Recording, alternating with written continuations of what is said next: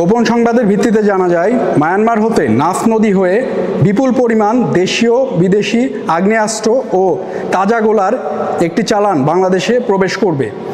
প্রাপ্ত সংবাদের ভিত্তিতে আজ 20 মে 2025 তারিখ মঙ্গলবার মধ্যরাত 1টায় বাংলাদেশ কোস্টগার্ড স্টেশন টেকনাফ ও পুলিশের সমন্বয়ে টেকনাফ স্থলবন্দর সংলগ্ন 14 নম্বর ব্রিজ এলাকায় একটি বিশেষ অভিযান পরিচালনা করা হয়।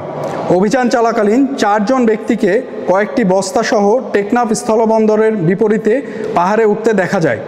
এ সময় আভিযানিক দল কর্তৃক উক্ত ব্যক্তিদের থামার সংকেত প্রদান করলে তারা দৌড়ে পাহাড়ের গহীনে পালানোর চেষ্টা করে।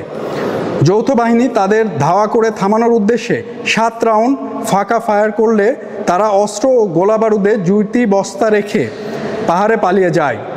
পরবর্তীতে যৌথ বাহিনী কর্তৃক উক্ত এলাকায় তল্লাশি চালিয়ে একটি বিদেশি G3 রাইফেল, 2টি G3 রাইফেলের ম্যাগাজিন, একটি দেশীয় পিস্তল, একটি দেশীয় 2নলা বন্দুক, 3টি দেশীয় 1নলা বন্দুক এবং 975 রাউন্ড G3 রাইফেলের তাজা গোলা জব্দ করতে সক্ষম হয়।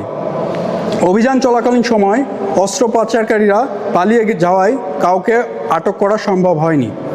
জব্দকৃত অস্ত্র, গোলাবারুদ এবং সকল আলামতের পরবর্তী আইনানুগ ব্যবস্থা গ্রহণের কার্যক্রম প্রক্রিয়াধীন রয়েছে।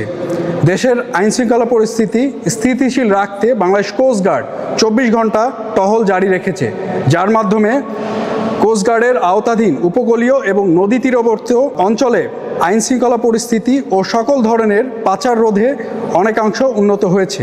অবৈধ অস্ত্র পাচার রোধকল্পে বাংলাদেশ কোস্টগার্ড কর্তৃক ভবিষ্যতেও এ ধরনের অভিযান অব্যাহত থাকবে।